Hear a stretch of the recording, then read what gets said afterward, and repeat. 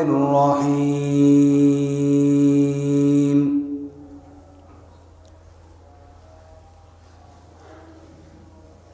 فأوحى إلى عبده ما أوحى ما كذب الفؤاد ما رأى أفتمارونه على ما يرى ولقد رآه نزلة أخرى عند سدرة المنتهى عندها جنة المأوى إذ يغشى السدرة ما يغشى ما زاغ البصر وما طغى لقد رأى من آيات ربه الكبرى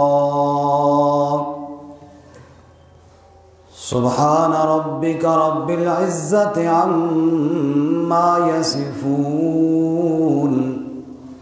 وسلام على المرسلين والحمد لله رب العالمين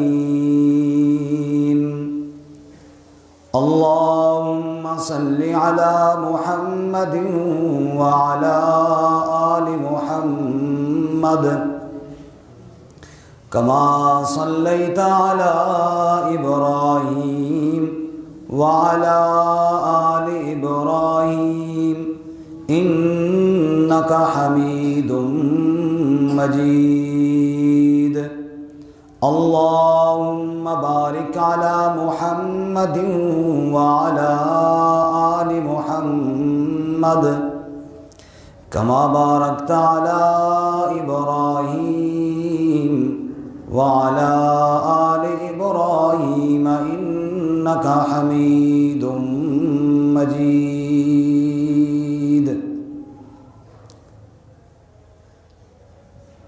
معزز سامعین، دوستوں اور بزرگوں اور بھائیوں، گزشتہ جمعۃ المبارک کی نشست میں امام الانبیاء رحمت کائنات حضرت محمد الرسول اللہ صلی اللہ علیہ وسلم کے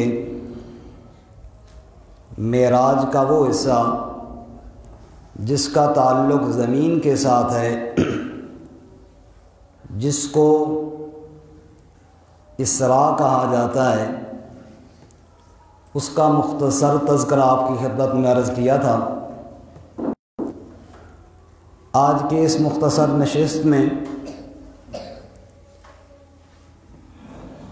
مسجد اقصی سے لے کر جو آپ صلی اللہ علیہ وسلم کا اوپر سفر ہوا، جس کو معراج کا سفر کہتے ہیں، جو امت کے لیے بہت بڑی نصیحتیں، بہت بڑے عبرتیں اور بہت بڑا سبق اپنے اندر سموئے ہوئی ہے، اس کا مختصر تذکرہ ہوگا۔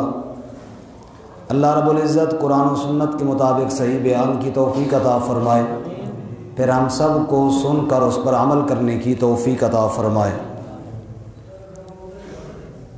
میں نے گزشتہ جمعہ بھی عرض کیا تھا کہ اسراء کہتے ہیں رات کو چلنے کو، اور معراج عروج سے ہے، بلندی اور بلندی پہ چڑھنے کا آلہ جس کو سیڑھی ہم کہتے ہیں،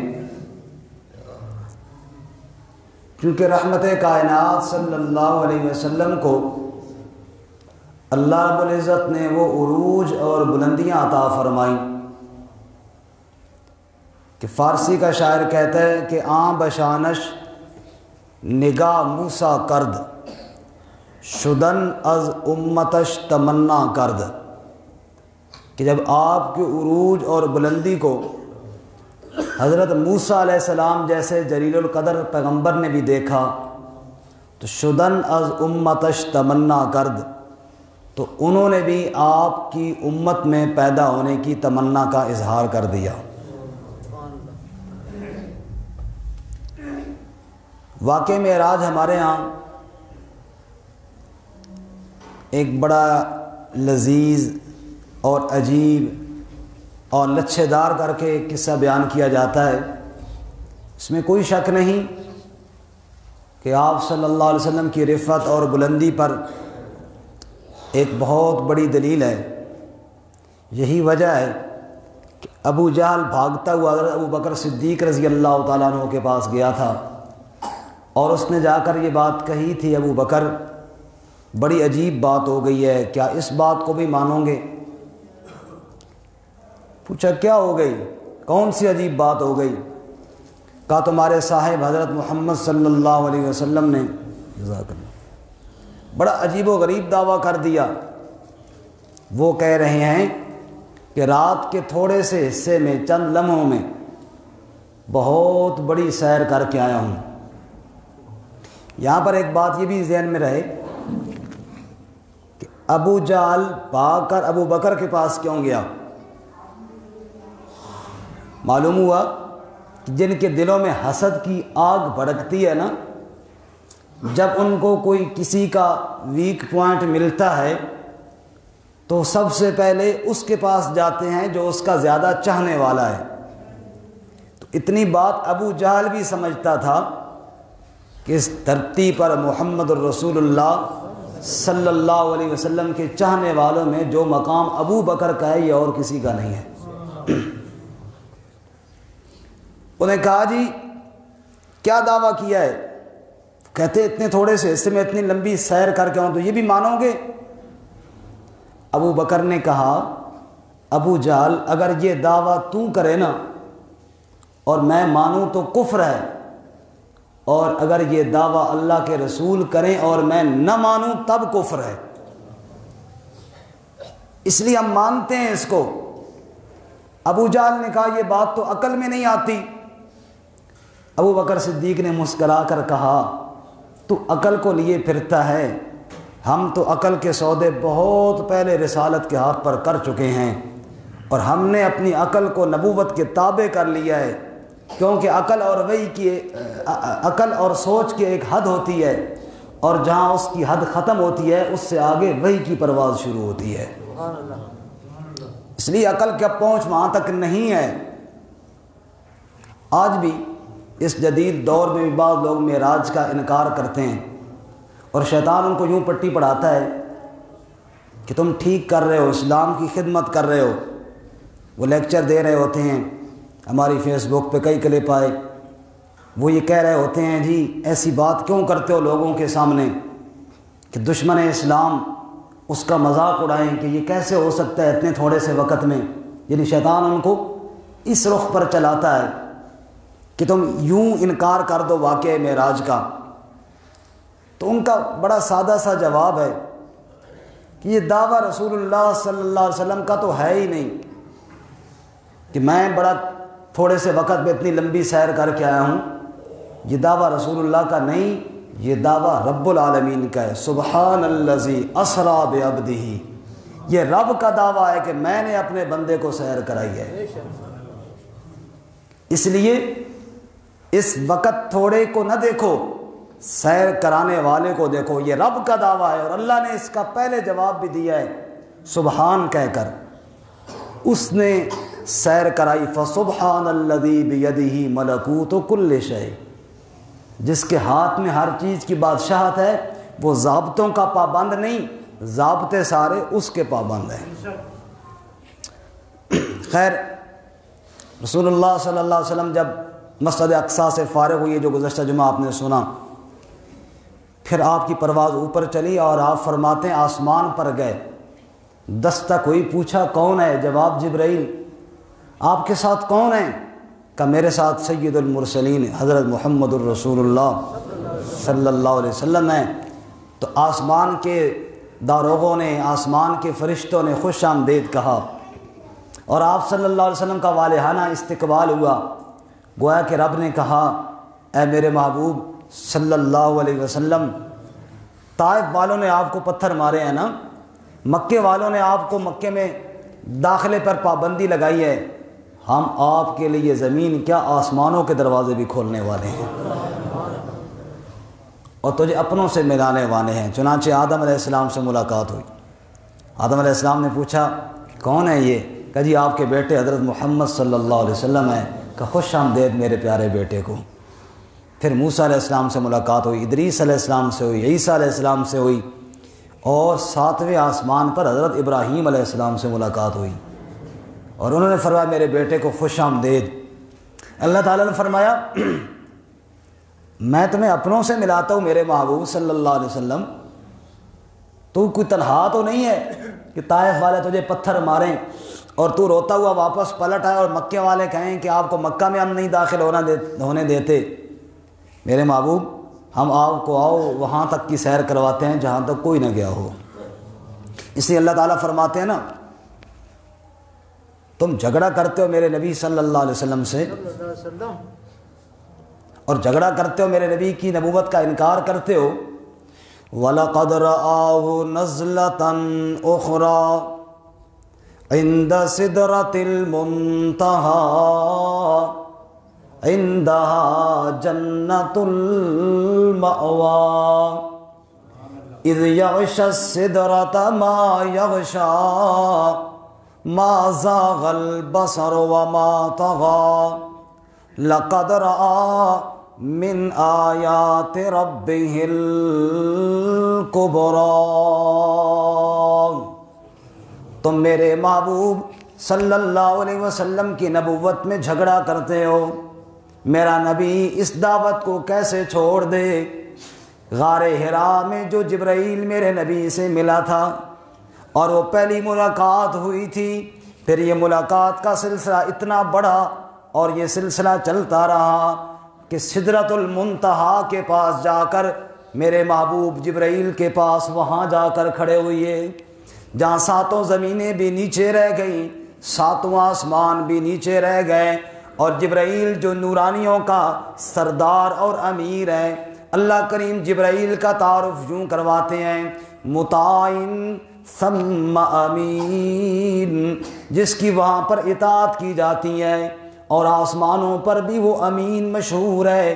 جب اس کا مقام سدرۃ المنتہا کے پاس آیا، اذ یغشی السدرۃ ما یغشی، جب نور کی شعائیں سدرہ پر پڑ رہی تھیں، وہاں نورانی فرشتے بھی نیچے رہ گئے اور محمد الرسول اللہ اس سے بھی آگے بڑھنا شروع ہو گئے۔ سبحان الذی اسریٰ بعبدہ لیلا من المسجد الحرام، یہ دعویٰ کرنے والی ذات تمہارے رب کی ہے، وہ شریکوں سے پاک ہے جو اپنے محبوب کو اتنی بلندیوں پر لے کر پہنچ گیا، اور اعلان فرمایا اے میرے محبوب جیسے ہم نے تیرے ذکر کو بلند کیا تھا، وَرَفَعْنَا لَكَ ذِكْرَكَ، جیسے ہم نے تیرا ذکر بلند کیا تھا، ایسے ہم نے تیرے وجود کو بھی ساری کائنات سے رفعت اور بلندی عطا فرما دی ہے۔ سبحان اللہ۔ اور پھر وہاں جبرائیل علیہ السلام کا مقام تو ختم ہو گیا۔ رسول اللہ صلی اللہ علیہ وسلم فرماتے ہیں جبرائیل علیہ السلام کا جب مقام وہاں پر مکمل ہوا، کہا اس سے آگے تو میرے جانے کی اجازت بھی نہیں ہے۔ اللہ فرماتے ہیں وَلَقَدْ رَآهُ نَزْلَةً أُخْرَى عِنْدَ سِدْرَةِ الْمُنْتَهَى عِنْدَهَا جَنَّةُ الْمَأْوَى اذ یغشی السدرۃ ما یغشی ما زاغ البصر وما طغى۔ شاید کو دنیا والا یہ کہے محمد کریم صلی اللہ علیہ وسلم نیند میں دیکھ رہے تھے، ان کو پتہ ہی نہیں چلا کہ کیا دیکھا اور کیا نہیں دیکھا۔ اللہ فرماتے ہیں ما زاغ البصر وما طغى، نہ میرے محبوب کی نگاہ بھٹکی ہے نہ میرے محبوب کی نگاہ بھولی ہے، جو کچھ میں رب نے دکھایا وہ میرے محبوب نے خوب خوب دیکھ لیا۔ لقد رأى من آیات ربہ الکبریٰ، رب کی بڑی نشانیاں دکھائی ہیں، لیکن وہ نشانیاں بعد میں عرض کرتا ہوں جب رب العالمین کی بارگاہ میں رحمت للعالمین صلی اللہ علیہ وسلم پہنچ گئے۔ اللہ کریم نے قرآن میں اعلان کیا یا ایھا النبی انا ارسلناک شاہدا، میرے محبوب ہم نے تجھے اپنی توحید کا شاہد بنایا ہے، ہم نے تجھے اپنی وحدانیت کا گواہ بنایا ہے، اور ہم نے تجھے وہاں تک پہنچایا ہے جہاں تک کوئی نہیں جا سکا میرے محبوب۔ اب دنیا میں جا کر میری توحید کی گواہیاں تو دینا شروع کر دے۔ شہد اللہ انہ لا الہ الا ہوا والملائکہ واولو العلم قائما بالقسط لا الہ الا ہوا العزیز الحکیم۔ گواہ بن جا میری توحید کا میرے محبوب، اور دنیا والوں کے سامنے میری وحدانیت کو بیان کرنا شروع کر دے۔ آپ بارگاہ الہی میں حاضر ہوئے، کیفیت اللہ بہتر جانتا ہے، بعض خطبہ بہت غلو کر جاتے ہیں، اس لیے کیفیت میں بحث کرنے کی ہمیں ضرورت ہی نہیں ہے، یہ جان والا جانے تے جان والا جانے باتیں کیا ہوئی ہیں۔ فرمایا میرے محبوب میری بارگاہ میں جو آئے ہو تو کیا لے کر آئے ہو؟ کہ التحیات للہ والصلوات والطیبات، مولا تیری بارگاہ میں کیا تحفہ لے کر آؤں؟ بندہ کسی کے گھر جاتا ہے، کوشش ہوتی ہے ایسی چیز دے کر جاؤں جو ان کے علاقے میں نہ ہو، اپنے علاقے سے کوئی خاص تحفہ لے کر جاؤں۔ بعض ہمارے ساتھی آتے ہیں ڈیرہ اسماعیل خان سے، تو اپنے علاقے کا وہ خاص حلوہ لے کر آتے ہیں جو یہاں نہیں ملتا، اسپیشل تحفہ ہوتا ہے۔ تو ہر بندے کی کوشش ہوتی ہے کہ میں اپنے دوست کے گھر جاؤں، تعلق والے کے گھر جاؤں، ایسی چیز لے کر جاؤں جو اس کے پاس نہ ہو۔ اب اللہ تعالیٰ کے پاس کون سی چیز نہیں ہے؟ قرآن کہتا ہے للہ خزائن السماوات والارض، آسمانوں کے خزانے، زمین کے خزانے، کائنات کی ہر چیز کے خزانے تو اللہ کی مٹھی میں موجود ہیں۔ اللہ کے نبی صلی اللہ علیہ وسلم کون سا تحفہ لے کر بارگاہ الہی میں پہنچے، کون سی چیز لے کر اللہ کی بارگاہ میں پہنچے کہ یا اللہ میں بھی وہ تحفہ لے کر آیا ہوں جو تیری بارگاہ میں موجود نہیں ہے۔ یا اللہ کون سا تحفہ اللہ کی بارگاہ میں نہیں ہے؟ کہ اللہ کے پاس ہر چیز کے خزانے تو موجود ہیں، ساری صفتیں تو موجود ہیں، لیکن اللہ کے ہاں عاجزی والی صفت تو کوئی نہیں ہے نا۔ وہ عاجزیوں سے پاک ہے، وہ انکساری سے پاک ہے، وہ تواضع سے پاک ہے، وہ جھکنے سے پاک ہے۔ ساری کائنات والے اس کے سامنے جھکتے ہیں، وہ کسی کے سامنے نہیں جھکتا۔ اللہ کے نبی صلی اللہ علیہ وسلم نے کہا مولا تیری بارگاہ میں وہ تحفہ لے کر آ گیا ہوں جو تحفہ تیری بارگاہ میں موجود کوئی نہیں ہے۔ 3 تحفے لے کر آیا ہوں۔ التحیات للہ، زبان کی ساری باتیں، زبان کی ساری پکاریں یا اللہ تیرے لیے ہوں گی۔ زبان کے ساتھ جب بھی تیرا محبوب پکار کرے گا تو کس کی پکار کرے گا؟ سارے بولیں کس کی کرے گا؟ اے اللہ تیری ہی پکار کروں گا۔ التحیات للہ والصلوات، نمبر 2 بدن کی ساری باتیں، قیام کروں گا ہاتھ باندھ کر تیرے سامنے کھڑا ہوں گا، رکوع کروں گا تو تیرے سامنے کروں گا، سجدہ کروں گا تو تیرے سامنے کروں گا، ہاتھ تیرے سامنے پھیلاؤں گا، کسی اور کے سامنے نہیں پھیلاؤں گا۔ والطیبات، مالی باتیں بھی ساری یا اللہ تیرے لیے، یعنی تینوں باتیں تیرے لیے، زبان کے ساتھ پکار بھی تیرے لیے، بدن کے ساتھ رکوع سجدہ بھی تیرے لیے، مال کے ساتھ نظر نیاز صدقہ خیرات بھی تیرے لیے۔ یا اللہ یہ تینوں تحفے تیری بارگاہ میں پیش کرنا ہوں۔ رحمت کائنات کے تینوں تحفے قبول کر کے اللہ کریم نے بھی وہ بدلہ دیا جو کسی کو نہیں دیا تھا۔ فرمایا السلام علیکہ ایھا النبی ورحمۃ اللہ وبرکاتہ، میرے محبوب رب کی طرف سے بھی پھر 3 تحفے تو لے لے۔ میرے محبوب تیرے اوپر رب کا خاص سلام ہو، تیرے اوپر اللہ کی رحمت ہو، اتنی رحمت ہو کہ تجھے رحمت للعالمین بنا دیا گیا ہے۔ وبرکاتہ، میرے محبوب تیرے اندر اللہ نے یوں برکتیں نازل فرما دی ہیں جس دھرتی پر تیرے پاؤں لگ جائیں وہ یثرب بیماریوں والی جگہ کیوں نہ ہو اللہ اس کو مدینہ بنا دے گا۔ سبحان اللہ۔ پھر چونکہ وقت مختصر ہے، چونکہ وہاں جنت اور جہنم کے نظارے دیکھیں، ایک کہنے والے نے کہا لوگ نبی پاک صلی اللہ علیہ وسلم کے معراج کو بیان کرتے ہیں، آپ کے عروج کو بیان کرتے ہیں، آپ کی بلندیوں کو بیان کرتے ہیں کہ آپ کا بڑا کمال ہے، اتنے اونچے پہنچ گئے۔ اللہ والا کہتا ہے یہ بھی کمال ہے، لیکن اس سے زیادہ کمال یہ ہے کہ پھر واپس آ گئے۔ پتہ نہیں سمجھے ہو یا نہیں سمجھے ہو۔ جتنا اونچا بندہ چلا جاتا ہے نا، پھر پیچھے مڑنے کا دل کسی کا نہیں کرتا۔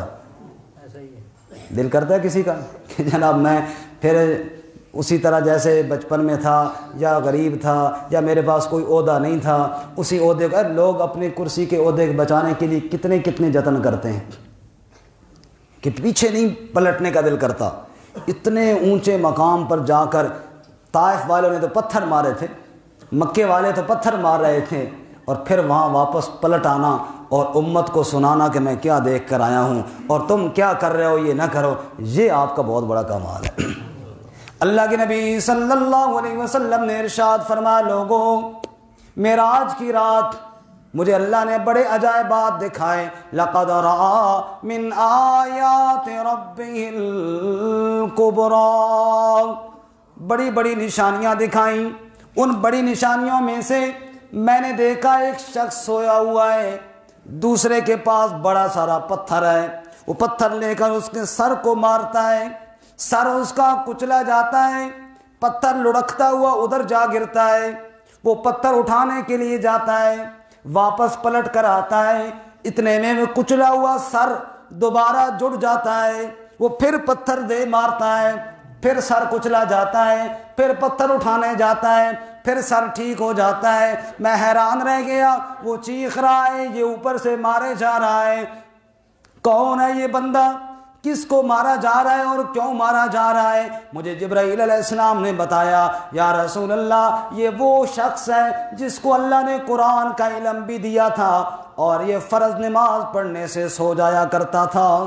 ینام عن الصلاۃ المکتوبہ، حدیث پاک کے الفاظ ہیں، اللہ کے نبی صلی اللہ علیہ وسلم نے فرمایا یہ وہ شخص تھا ینام عن الصلاۃ المکتوبہ، فرض نماز نہیں پڑھتا تھا، سو جایا کرتا تھا۔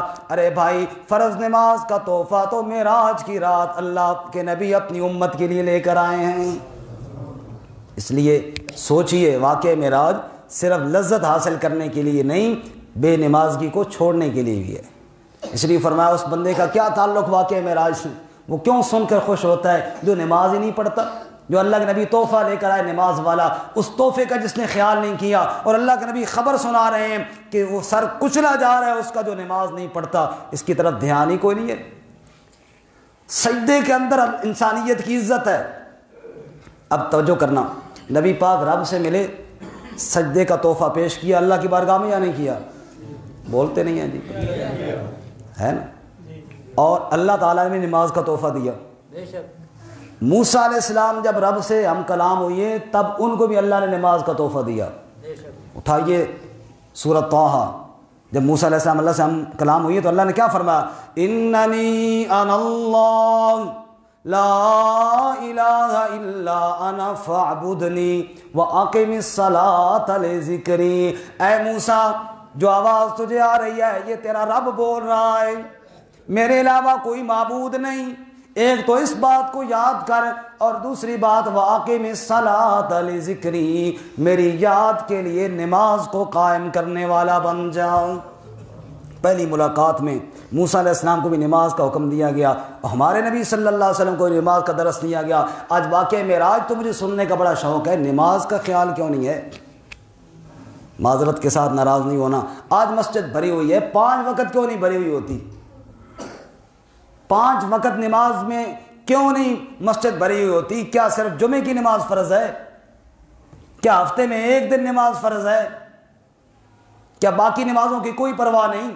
کیا اللہ کے نبی صلی اللہ علیہ وسلم بیماری کے ایام میں چل کر آئے اور آپ کے پاؤں مبارک زمین پر ٹکتے نہیں تھے، گھسیٹ کر آپ لے کر آئے، اور آپ صلی اللہ علیہ وسلم مسجد میں آ کر کھڑے ہو گئے؟ امت کو کیا درس نہیں دیا کہ نماز اتنی ضروری ہے؟ کیا وہ آپ کو یاد نہیں جب اللہ کے نبی صلی اللہ علیہ وسلم نے فرمایا میرا دل چاہتا ہے کہ میں کسی اور کو کہوں کہ وہ نماز پڑھائے، اور نماز جماعت کے وقت جو گھروں میں ہیں جا کر ان کے گھروں کو آگ لگا دوں؟ یہ رحمت کائنات صلی اللہ علیہ وسلم نے نہیں فرمایا؟ بے شک کیا ہو گیا اس امتی کو کہ واقع معراج بھی سنتا ہے، نبی پاک سے محبت کا دم بھی بڑھتا ہے، لیکن مسجدیں خالی پڑی ہوئی ہیں، نماز کی طرف دھیان کوئی نہیں ہے۔ گھر کے اندر 10 بندے ہیں سارے بے نمازی، ایک گھر کے اندر اتنی بے نمازگی، بچے ہیں تو وہ نماز نہیں پڑھتے، نوجوان ہیں تو وہ نماز نہیں پڑھتے، عورتیں ہیں تو وہ نماز نہیں پڑھتی، حالانکہ فرمایا وَأْمُرْ أَهْلَكَ بِالصَّلَاةِ وَاسْتَبِرْ عَلَيْهَا، اے میرے محبوب صلی اللہ علیہ وسلم اپنے گھر والوں کو بھی نماز کا پابند بنائیے۔ اللہ کے نبی صلی اللہ علیہ وسلم نے فرمایا اپنی اولادوں کو نماز کا پابند بنائیے۔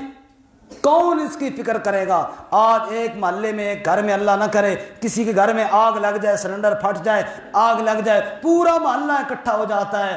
آج پورے ہر گھر میں آگ لگی ہوئی ہے بے نمازگی کی، کبھی کسی کو احساس ہی نہیں ہے، کبھی کوئی سوچتا بھی نہیں ہے کہ اللہ کے گھروں کو کس نے آباد کرنا ہے۔ پھر ہم کہتے ہیں دعائیں قبول نہیں ہوتی، پھر ہم کہتے ہیں بے برکتیاں آ گئی ہیں جی، رحمتیں منہ موڑ گئی ہیں ہم سے جی، کاروبار نہیں چل رہا جی، سکون زندگی میں ختم ہو گیا، ملکی حالات خراب ہو گئے۔ ارے اللہ کے بندے، ہم نے اللہ تعالیٰ کے منادی کی آواز کو سنا ہی نہیں ہے۔ یہ مؤذن جو مسجد سے اذان کی آواز دیتا ہے یہ انسان کی آواز نہ سمجھ، یہ رب کا بلاوا سمجھ۔ اور اللہ کے نبی صلی اللہ علیہ وسلم فرماتے ہیں اس کا سر کچلا جائے گا جو مؤذن کی اذان کی آواز سنتا ہے اور پھر نماز کے لیے نہیں اٹھتا۔ ایک دن قیامت کا آنے والا ہے، یوم یکشف عن ساق ویدعون الی السجود فلا یستطیعون، قیامت کا دن آنے والا ہے، محشر کا میدان لگنے والا ہے، اولین اور آخرین سب جمع ہوں گے اور رب العالمین اپنی ساق کی تجلی کو ظاہر فرمائیں گے، حکم ہوگا سب سجدہ کرو، سارے سجدے میں گر جائیں گے، اللہ کے نبی سجدے میں، صحابہ سجدے میں، اولیاء سجدے میں، علماء سجدے میں، اتقیاء سجدے میں، سارے صلحاء سجدے میں، لیکن کچھ بد نصیب اس وقت بھی ایسے ہوں گے سجدہ کرنا چاہیں گے نہیں کر سکیں گے، فلا یستطیعون، نہیں کر پائیں گے، سجدہ نہیں کر سکیں گے، خاشعۃ ابصارہم ترہقہم ذلہ، نگاہیں جھکی ہوئی ہوں گی، ذلت چھائی ہوئی ہوگی، شرمندگی کے باعث محشر کے میدان میں کھڑے ہوئے ہوں گے، ساری کائنات رب سامنے ہے، سجدے میں ہے اور رب کے سامنے یہ سجدہ نہیں کر پائیں گے۔ اللہ نے قرآن میں بتایا، پڑھو تو صحیح قرآن کو، یہ کون لوگ ہیں جن کو رب کے سامنے بھی سجدے کی توفیق نہیں ہو رہی؟ یہ کون بدبخت اور بد نصیب لوگ ہیں؟ اللہ تعالیٰ جواب دیتے ہیں قرآن میں، وَقَدْ كَانُوا يُدْعَوْنَ إِلَى السُّجُودِ وَهُمْ صَالِمُونَ، یہ وہ بد نصیب ہیں جن کو دنیا میں سجدے کے لیے بلایا جاتا تھا اور یہ سجدہ نہیں کرتے تھے، آج یہ کرنا چاہتے ہیں، اللہ کہیں گے کوئی ضرورت نہیں تمہارے سجدے کی، کھڑے رہو تم۔ اس دن کی ذلت سے بچنے کے لیے میرے بھائی آج عزم کر واقعہ معراج سننے کے بعد کہ نماز کبھی نہیں چھوڑوں گا انشاءاللہ۔ وہ طائف کے پتھر کھانے والوں کو تو میرے نبی دعائیں دیتے ہیں، اور خندق کے موقع پر جب نماز عصر قضا ہوئی تو آپ کہتے ہیں اللہ ان کے گھروں کو اور قبروں کو آگ سے بھر دے جنہوں نے ہماری نماز قضا کرائی ہے۔ پتھر مارنے والوں کو بد دعا نہیں دی، نماز قضا کرنے والوں کو بد دعا دے رہے ہیں، اور آج امتی کو اس بات کی پرواہ ہی کوئی نہیں ہے۔ لوگ کہتے ہیں جی یہ کام میں کبھی نہیں چھوڑ سکتا، کیوں جی؟ وہ جی میرے والد صاحب نے آخری وقت نصیحت کی تھی، والد کی آخری نصیحت پہ لوگ مرنے مارنے کے لیے تیار ہو جاتے ہیں، کیا نبی پاک نے آخری وقت نماز کی تاکید نہیں کی تھی؟ پرواہ ہی کوئی نہیں، اللہ کے نبی صلی اللہ علیہ وسلم کے ارشادات کی اہمیت ہی کوئی نہیں، امت ہی نہیں پرواہ کرے گا نبی کے ارشاد کی تو کون کرے گا پرواہ؟ اس پر میں نہیں روؤں گا تو کون روئے گا؟ اس پر میں نہیں فکر کروں گا اور میں نہیں چیخوں گا تو بتاؤ کون چیخے گا؟ آج میرا بھائی نیت کیجئے کہ نماز نہیں چھوڑیں گے جماعت کے ساتھ، کہو انشاءاللہ۔ اللہ کے نبی فرماتے ہیں میں دیکھ کے آیا ہوں، ورنہ آپ تو وہاں تک پہنچ گئے، آپ کو کیا ضرورت تھی پلٹ کے آنے کی؟ یہ مجھے بتانے کے لیے پلٹے ہیں نماز نہ چھوڑنا ورنہ سر کچلا جائے گا۔ آپ نے فرمایا میں نے وہ شخص بھی دیکھا، ایک چھری لی ہوئی ہے، دوسرا لیٹا ہوا ہے، اس کی باچھوں کو کاٹتے کاٹتے گردن تک لے جاتا ہے، پھر آنکھ کو چیرتا ہے گردن تک لے جاتا ہے، کان کو چیرتا ہے گردن تک لے جاتا ہے۔ میں نے پوچھا یہ کون ہے؟ کہا یہ وہ ہے جو صبح گھر سے نکل جاتا تھا، جھوٹی خبریں پھیلاتا رہتا تھا۔ آج کون سا بندہ ہے جو کہہ سکتا ہے میں نے جھوٹ کبھی نہیں بولا؟ فرمایا چیرا جائے گا اس کے چہروں کو، چیرا جائے گا اس کی آنکھوں کو، چیرا جائے گا اس کی زبان کو۔ فرمایا میں نے دیکھا ایک تندور کی طرح کا ہے اور اس کے اندر آگ بھڑک رہی ہے، چیخ و پکار ہے، ہولناک آوازیں ہیں۔ میں نے جو جھانک کر دیکھا ننگے مرد اور ننگی عورتیں جل رہی ہیں، آگ کا شعلہ اٹھتا ہے تو ان کو بھی اوپر اٹھا کر لے آتا ہے، اوپر فرشتہ کھڑے پتھر مارتا ہے پھر نیچے گر جاتے ہیں۔ میں نے پوچھا یہ کون ہے؟ کہا یہ بدکاری کرنے والے مرد اور بدکاری کرنے والی عورتیں ہیں۔ آج دنیا کے اندر بدکاری کتنی عام ہو گئی ہے اور اس کی روکنے کی کوئی پرواہ نہیں ہے۔ اللہ کے نبی فرماتے ہیں میں جلتا ہوا دیکھ کے آیا ہوں بدکار مردوں کو اور بدکار عورتوں کو۔ آپ نے فرمایا میں نے دیکھا ہے ایک ندی ہے، ایک نہر ہے اور خون کی طرح سرخ ہے، اور اس خون کی نہر کے اندر ایک بندہ غوطے کھا رہا ہے، دوسرا کنارے پہ کھڑا ہوا ہے، اس کے پاس پتھر ہے۔ جب اس غوطے کھانے والے کا سر اوپر ہوتا ہے وہ اوپر سے زور سے پتھر دے مارتا ہے، سر بھی کچلا جاتا ہے، غوطے پھر نیچے کھاتا ہوا چلا جاتا ہے۔ کچھ دیر بعد پھر جب اوپر اٹھتا ہے سر ٹھیک ہوتا ہے پھر وہ پتھر دے مارتا ہے، وہ چیختا ہے چلاتا ہے۔ میں نے پوچھا یہ کون ہے؟ کہا یہ سود کھانے والا ہے۔ سود کو ہم نے نفع سمجھ لیا، اس کے بغیر نظام نہیں چلتا، اس کے بغیر کاروبار نہیں چلتا، اور لاکھ جتن کر کے اور ہیلے بہانے کر کے اس کو پورا ٹل لگا کے جائز سمجھنے کی کوشش کر رہے ہیں۔ قیامت کا دن آنے والا ہے، یہ چند سانسوں کی زندگی ہے ختم ہونے والی۔ آدمی کا جسم کیا ہے؟ جس پہ شیدا ہے جہاں، ایک مٹی کی عمارت، ایک مٹی کا مکان، خون کا گارا، اینٹ اس میں ہے ہڈیاں، اور چند سانسوں پہ کھڑا ہے یہ خیالی آسمان، اور موت کی زوردار آندھی جب ٹکرائے گی بس یہ عمارت ٹوٹ کر خاک میں مل جائے گی، پھر پتہ چلے گا کہ دنیا کے اندر رب کا حکم کیا تھا اور میں کیا کرتا رہا۔ آپ نے فرمایا میں نے ایک شخص کو دیکھا، اس جیسا ہولناک شخص میں نے کوئی نہیں دیکھا، اس جیسا ہیبت ناک میں نے کوئی نہیں دیکھا، اس کے ارد گرد ساری آگ ہی آگ ہے۔ میں نے پوچھا یہ کون ہے؟ کہا یہ مالک ہے جو داروغہ جہنم ہے۔ اللہ نے اس کی مزاج میں رحم رکھا ہی نہیں ہے، اللہ نے اس کی مزاج میں ترس رکھا ہی نہیں ہے۔ اللہ تعالیٰ نے اس کی مزاج کو اتنا سخت بنایا ہے کہ جہنمی چیخ چیخ کر منتیں کریں گے اور یہ ایک ہی جواب دے گا، قال انکم ماکثون، چپ کر کے پڑے رہو، میرے ساتھ بات نہ کرو۔ فرمایا میں نے اس کو بھی دیکھا، فرمایا میں نے ان لوگوں کو بھی دیکھا جن کے پیٹ بڑے بڑے ہیں اور پیٹ کے اندر گھس کر ان کو آگ جلا رہی ہے، اور ان کے اندر بچھو بھی ہیں جہنم کے اور سانپ بھی ہیں۔ میں نے پوچھا یہ کون لوگ ہیں؟ بتایا یہ یتیموں کا مال کھانے والے ہیں، یہ یتیموں کا مال کھانے والے ہیں۔ آج کون ہے جو یتیموں کا مال نہیں کھاتا؟ اور جناب ہر لحاظ میں کوئی غصب کر کے کھاتا ہے، کوئی ہڑپ کر کے کھاتا ہے، اور کوئی اصال ثواب کی نیت سے رسموں میں اڑا کر کھاتا ہے۔ یتیم کا مال کھایا جاتا ہے اور پھر کہا جاتا ہے جی اس کا ثواب بھی فلانے کو پہنچا اور فلانے کو پہنچا۔ اللہ کے نبی فرماتے ہیں میں نے دیکھ کے آیا جو یتیم کے بچے کا مال کھاتا ہے نا، یتیم بچے کا مال کھا رہا ہے، اس کے پیٹ کے اندر گھس کر اس کو آگ جلائے گی۔ ان الذین یأکلون اموال الیتامی ظلما انما یأکلون فی بطونہم نارا وسیصلون سعیرا۔ جو یتیم کا مال کھاتے ہیں پیٹ میں آگ بھر رہے دوزخ کی، ان قریب جہنم کی بھڑکتی ہوئی آگ میں ڈالا جائے گا ان کو۔ یہ درس عبرت ہے واقعہ معراج سے میرے بھائی۔